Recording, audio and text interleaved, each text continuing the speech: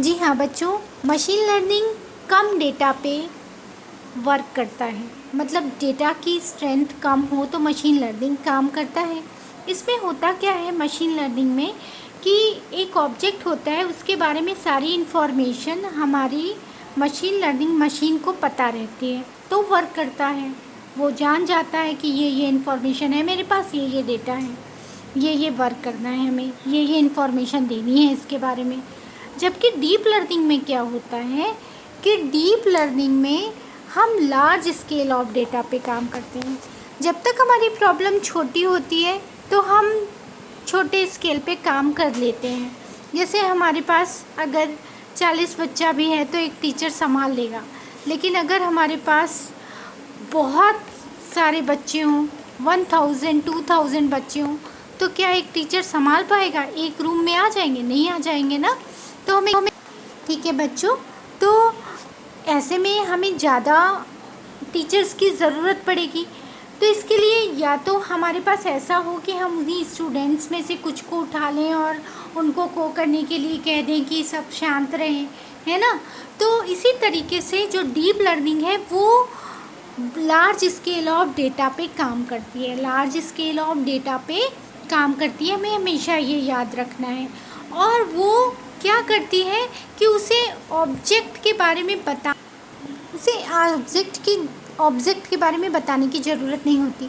यानी ऑब्जेक्ट कोई भी चीज़ हो सकती है। देखो पूरे और ओवर वर्ल्ड में बहुत सारे ऑब्जेक्ट, पूरे यूनिवर्स में हर चीज़ ऑब्जेक्ट कहलाती है। जो आप छोटी एंटिटी भी देखते हैं वो भी ऑब्जेक्ट है। तो उसके बारे में अगर हम इंफॉर्मेशन देना चाहेंगे मशीन को तो वो बहुत बड़ा टास्क होगा जो पॉसिबल नहीं है। तो डीप लर्निंग एक ऐसे एल्गोरिथम पे काम करता है जिसमें वो ऑब्जेक्ट को देखकर ऑब्ज़र्व करता है और ऑब्ज़र्व करने के बाद उसकी एनालिसिस करने के बाद वो इन्फॉर्मेशन को प्रोसेस करता है। तो मतलब उसके पास एक ऐसी एल्गोरिथम होती है जिस पे वो वर्क करता है। और ऑब्जेक्ट को, जैसे सेल्फ ड्रिवन कार है वो भी डीप लर्निंग पे काम करती है। जैसे ट्यूमर मेडिकल साइंस में अगर हम जाएंगे तो वहाँ पे ट्यूमर पता करना है, ब्रेन ट्यूमर पता करना है या इस तरीके की कोई डिज़ीज़ के बारे में पता करनी है तो वो भी डीप लर्निंग प्रोसेस के थ्रू। रोबोटिक्स है तो रोबोटिक्स भी डीप लर्निंग प्रोसेस पे काम करता है। यानी वो क्या करता है कि ऑब्जेक्ट को पहचान कर उसके बारे में कि उसमें ये इस कलर का है या ये एक्टिविटी करता है या इस तरीके की ऑब्ज़र्व करके तब इंफॉर्मेशन को वो प्रोसेस करता है, तब वो डेटा को देता है। तो अनदर जो एल्गोरिथम होती है वो डीप लर्निंग एल्गोरिथम से थोड़ी सी डिफरेंट होती है। तो एमएल भी, मशीन लर्निंग भी हमारा एल्गोरिथम पे ही काम करता है, लेकिन डीप लर्निंग तो इस तरीके से एल्गोरिथम पे वो काम करता है कि एक के बाद एक वो इन्फॉर्मेशन को सर्च करता जाता है।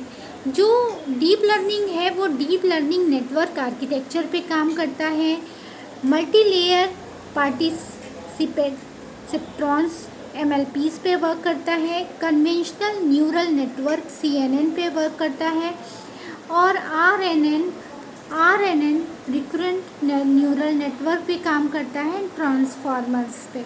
तो इस तरीके से ये बहुत ही ब्रॉड एरिया पे जब हमें पता करना हो कि सपोज़ हमें वर्ड का कोई ऑब्जेक्ट पता करना है, या फिर जैसे हम सोच लेते हैं कि कार चला रहे हैं तो कार कहीं भी जाएगी, आपको ये तो पता नहीं कि आप रास्ते में बता पाओगे उसको कि कौन आ रहा है, कौन नहीं आ रहा है, क्या नहीं आ रहा है, इस तरीके से। तो इस तरीके की इन्फॉर्मेशन को ऑब्ज़र्व करके बता कर एक्शन को देने को